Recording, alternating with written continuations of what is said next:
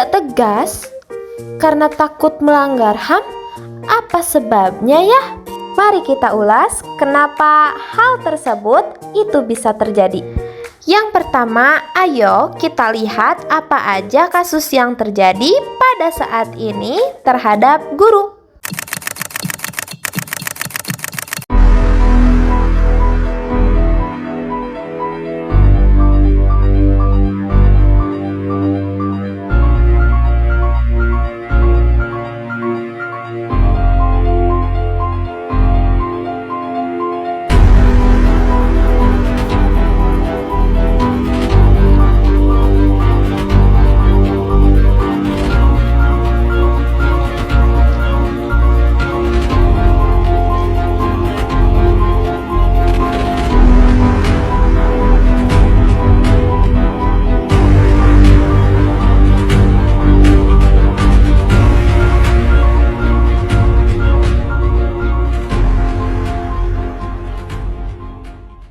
Nah, sekarang kita tahu kan sebab akibat dari yang tadi saya berikan.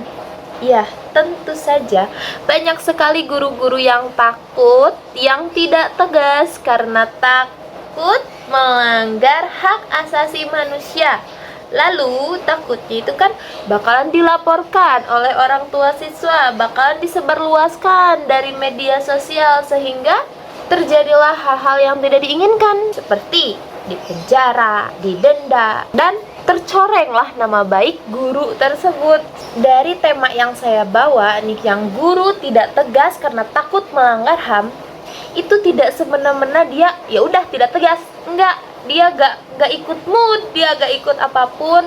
Sebenarnya saya percaya dan saya yakin bahwasanya guru tersebut itu memahami pentingnya kedisiplinan dalam pendidikan. Seperti dia paham, dia tegas karena apa, dia berani menegakkan kedisiplinan karena apa gitu kan.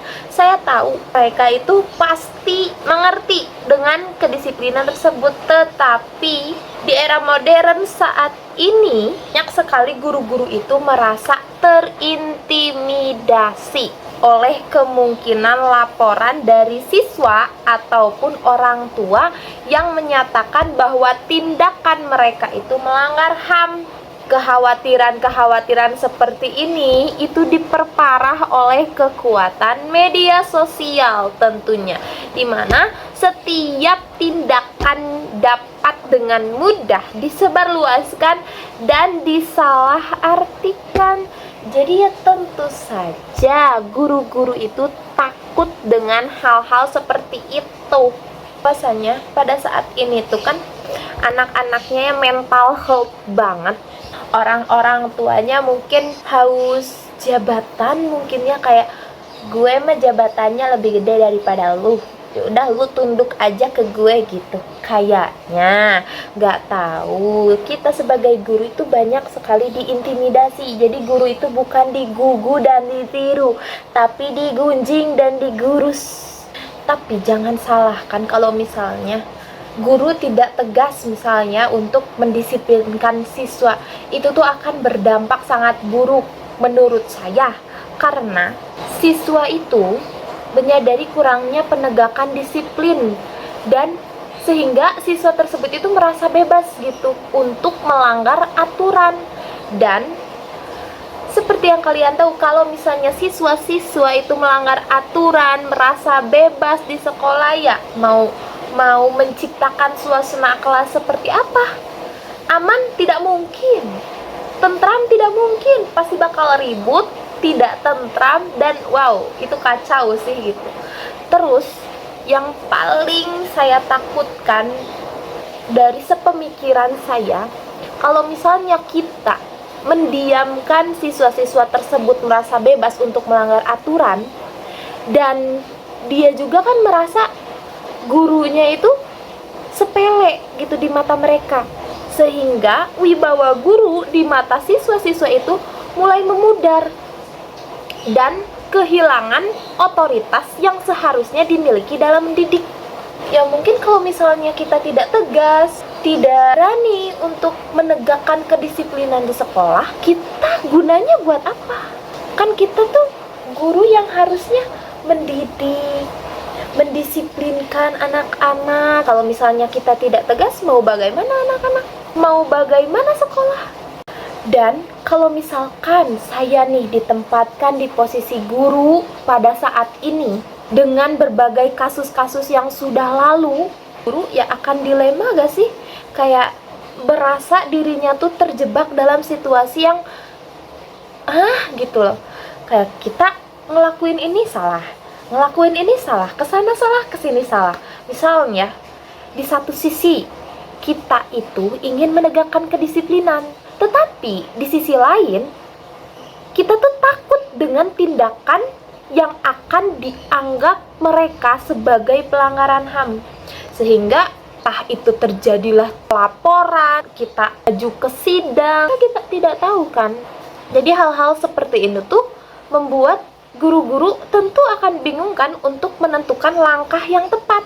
Juga bingungan dan keterjebakan saat ini juga diperparah oleh kurangnya dukungan dari institusi atau pemahaman yang memadai tentang bagaimana penegakan disiplin tanpa melanggar HAM. Jadi menurut saya hal-hal seperti ini terjadi itu karena kitanya kurang mengetahui tentang HAM. Sekolah kepada lembaga pendidikan untuk menyampaikan pelatihan, mengetahui hal seperti ini tuh tidak melanggar HAM nih, hal seperti ini gimana, hal seperti ini. Jadi kita tuh tahu mana yang melanggar HAM dan mana yang tidak melanggar HAM. Dan juga dari kasus-kasus sebelumnya, aku tuh menyadari bahwa guru-guru itu tidak memiliki perlindungan secara hukum, secara sah. Jadi kalau misalnya terjadi hal-hal seperti ini, cuma nyubit karena ini, kita dilaporkan oleh orang tua karena misalkan nyubitnya sampai biru, sampai wah terkoyak kulitnya gitu, padahal kan enggak ya. Nah kayak gitu tuh kitanya gak ada perlindungan gitu loh dari secara hukum gitu. Apakah nyubit itu emang nyubit termasuk ke pelanggaran HAM? Apakah gimana gitu? Jadi kita tuh tidak memiliki pemahaman dan kita tidak memiliki perlindungan akan hal tersebut.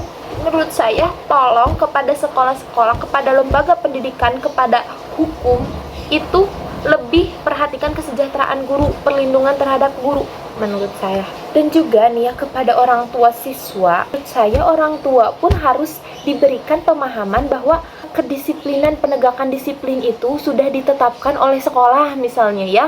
Terus kita afirmasikan nih kepada siswa dan orang tua agar semua pihak itu memahami konsekuensi dari pelanggaran aturan. Jadi menurut saya si orang tua pun harus sadar tentang konsekuensinya gitu, tentang aturannya. Jadi kita juga harus menegakkan bahwa si ini tuh melanggar ini gitu loh. Terus di sekolah ada aturan seperti itu, maka saya harus memberikan kedisiplinan kan, memberikan sebuah konsekuensi gitu untuk pelanggaran aturan. Nah harusnya si orang tua juga bisa memahami hal seperti itu. Kalau dalam judul ya kayak guru tidak tegas karena takut melanggar HAM. Tidak tegas, cuma tidak tegas. Padahal kan tidak tegasnya itu tuh menyebar luas gitu. Apakah itu aman dengan dirinya? Apakah itu aman dengan nanti masa depannya gitu? Apakah aman untuk nama baiknya gitu? Kan tidak tahu ya. Jadi menurut saya jadi guru itu saat ini sangat-sangat terjebak dalam situasi kemajuan teknologi, juga ditambah orang-orang tua yang saat ini gimana gitu tingkah lakunya. Terus anak-anaknya yang mementingkan mental health.